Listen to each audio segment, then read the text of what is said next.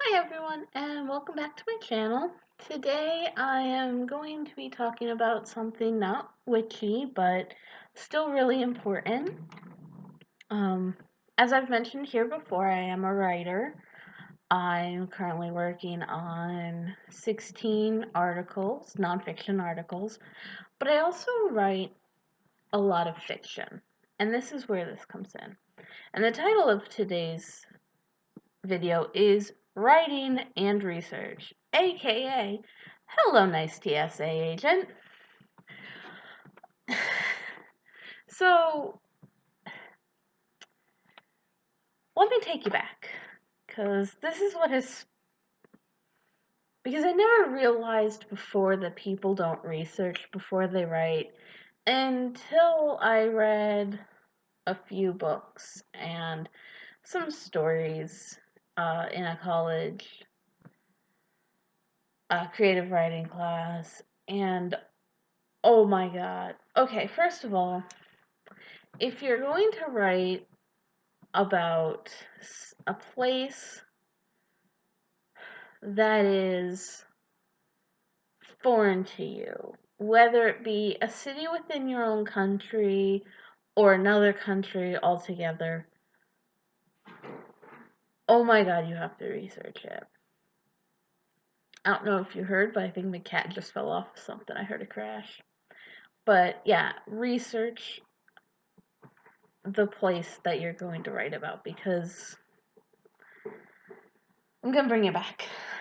I'm gonna bring you back a few years to my first ever college writing class. It's it was it was a thing. It was Intro to Creative Writing, and we read the story from this guy. And well, the first problem is all of the stories we had read in that class involved some kind of natural disaster, trip to the hospital, murder, crime. It was all kind of real crime sort of stuff, and which I understand. It's intro to creative writing. It's you're going to want to do the easy stuff, and the easiest kind of conflict to write is external conflict. That's not my problem at all. You write what you want to write. But we get this story from this one kid. And I said kid, they're all, my age, a little bit younger, whatever. And it's about this guy who murders his brother and his wife. So, he's married to the woman he murders and his wife, because they're having an affair, which I can't ever see, but it happens. Okay, it happens. So it's an okay story. Nothing great, nothing horrible, until we get to class when we workshop his story. And I don't remember if it was me or if it was somebody else who said they were confused about the setting of the story, and he said New York City. And I just about lost my shit. No, it was written in the story. I'm sorry, I just lied to you. It was written in the story, but you didn't find out it was New York City until the end of the story. Because I remember doing 3 minutes of research and finding things out that were completely wrong in his story. Sorry about that. That was a different story. Anyway, so he sets this story in New York City, and it reads like it's set in a small town. And if you have ever been to a big city versus a small town, you understand the difference. Like, it would have literally taken him 20 minutes to sit down and research. There are over 280 hospitals, for example, in New York City. And he wrote that it took a half hour to get to a hospital. I guess with traffic, but he didn't write traffic, like, and again, I don't know if it would take 30 minutes to get to a hospital because of New York traffic. I would assume that people would move out of the way, like you're required to by law in the States. But it was a small town story shoved into a big city, and it didn't work. Another young writer, and I'm not bringing these stories up to shame these people or say that they're bad writers, because it just takes practice. My writing was shit when I started. So another young man wrote a story, and it wasn't bad, but the ambiance was wrong for the story. He's talking about a biker bar, and he's talking about Tiffany fixtures and marble countertops and marble tabletops and pitchers of gin, which, one, you don't drink gin straight. You have to mix it because gin is horrible straight. Like, I can't think of anyone ever that has drank gin straight. Like, I can't fathom it. And most people don't. But gin in pitchers on tap. And it, again, this isn't a bad thing, and it's easy to fix when somebody points it out to you, but again, 20 minutes of research, biker bar, it's all you have to put into Google, and then you can look at images and you can go from there. Another girl set her story in Maine. We were in Maine at the time. She set it in Maine, and the Maine state bird is the chickadee. It's a year-round bird. And it's such a throwaway line, but it ruins the continuity and the believability of the story, because she's like, it's a woman and her daughter, and they're talking, and the little girl points out a chickadee. And the mother says, "Yeah, honey, it's a sign that spring is back because the chickadees are back." And it's like, no, chickadees are here year round. So, I mean, you could change that, and you can change chickadee to blue jay, I think. Or robin. Robin is a spring bird. Or you could change the second line. Yeah, honey, that's the Maine state bird, especially if you live in Maine. I'm not saying that everybody who lives in their home state should know all the little facts and details, but usually you do. Like, I lived in Maine for a long time. Every time you turn on the TV, well, not every time, but history of Maine was a class that I took in middle school. We learned that the Maine state bird was the chickadee, and the Maine state mammal was the moose, and you learned the Maine state motto and the flag and all that. And I don't know if that's true for every state.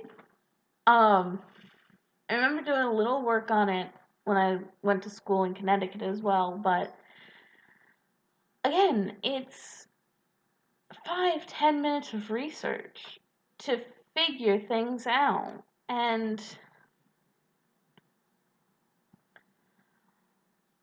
so, how do you research? Because I can understand if you don't know. The first thing, if you're writing creative nonfiction, if you're writing fiction, if you're writing school papers, witchcraft books, anything, your first stop should be the library. And the nonfiction section. And if you're deciding, okay, you want to write about, magic and fairies and in a fiction story, and you want to set it in, say, Ireland, in pre-Christian Ireland, pre-Roman Ireland, even. Let's go even farther back. Pre-Roman Ireland.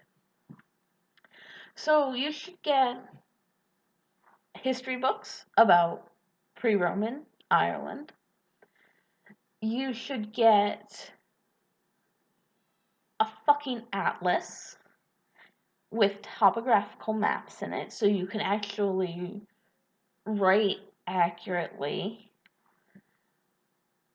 the landscape of Ireland, and you can take some liberties with that. I'm not saying it has to be perfect. Anything you write, you can take liberties with, but it will show if you research or if you don't.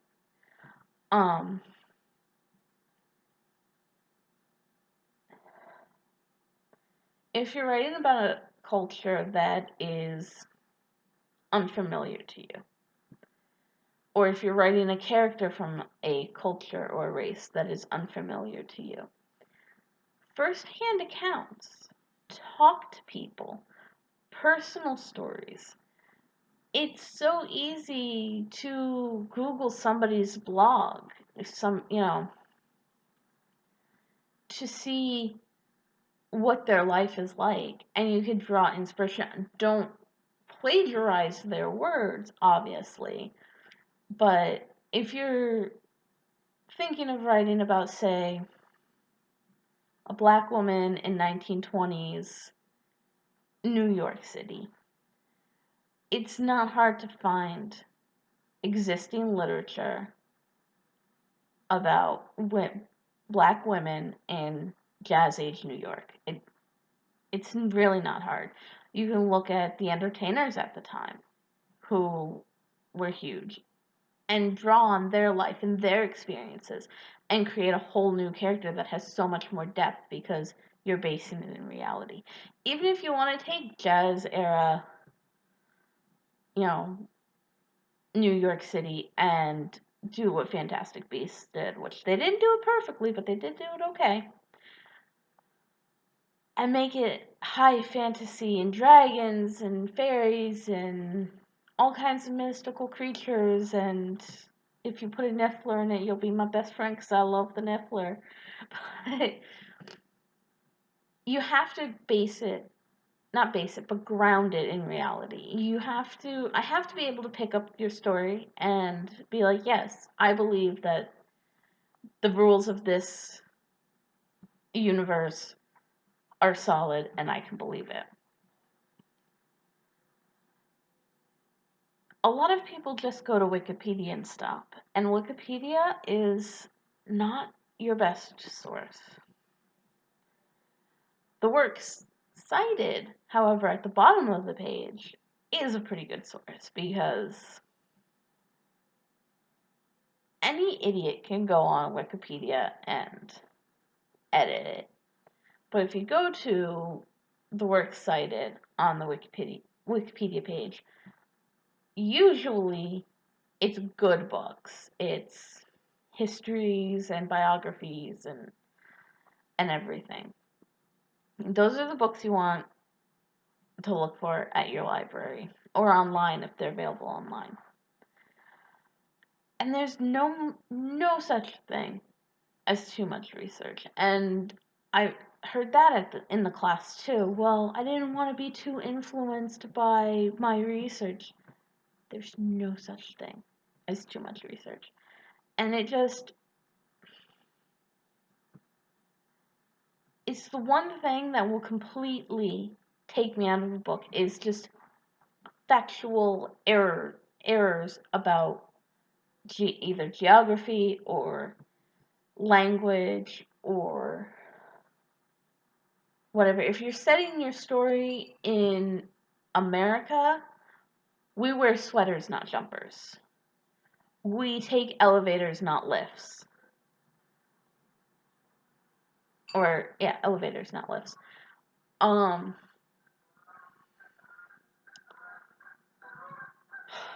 I can't think. Those are the two that come to my mind the quickest. Because a jumper in America is like a romper. That's what they used to be called. Now they're rompers, but they used to be called like jumpers. So if you say jumper, I'm gonna assume that your person is wearing a romper, and if it's a dude wearing a romper, I know that's like starting to be in now, but I'm definitely gonna have a picture of like Prince in my head because he wore one piece suits all the time. Maybe David Bowie, depends.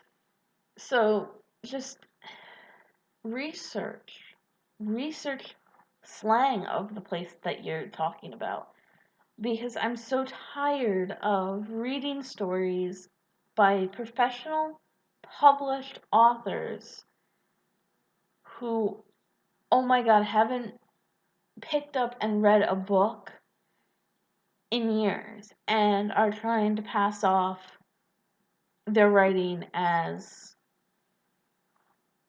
good because if it's poorly researched, and this happens a lot in historical fiction, especially the romance novels, which I had to put away because I'm just like, no, I can't handle it. And the historical inaccuracy burned. But it drives me insane. And you're going to wander into things, especially if you're writing not true crime, but if you're writing mystery or thriller or crime drama or any of these genres, you are going to have to research things that is going to make your search history questionable. Same thing with romance, same thing with fantasy. I know I've fallen down the rabbit hole of research for fantasy and I ended up trying to figure out, bomb making procedures. Ammunitions expert on a pirate ship. You need to know how they'd make a bomb in the 1800s. But you have to research if you're going to be taken seriously as a writer. You can't just, decide I'm going to write,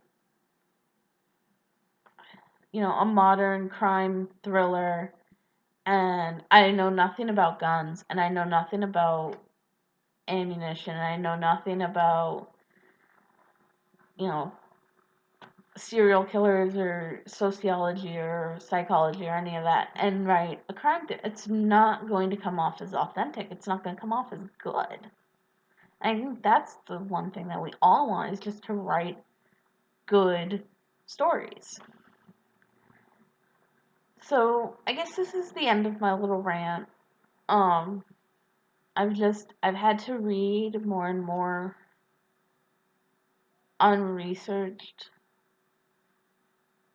material recently, and there are books that I've read that are horribly researched. I have a whole nother rant on writing, but I'll save that for another day. And I just wanted to talk more about my personal writing and what I think is most important to the writing process. And I don't know how often I'm going to be doing writing. If you stayed until the end, you're awesome. Give me a thumbs up if you like. Uh, ask questions in the comments down below. Tell me what you think the most important things about writing is. I would love to know. And, I guess that's it. I don't know. I guess that's it. As always, links to find me all over the interwebs are down below. And I hope you have a great day, and I'll see you next time. Bye bye.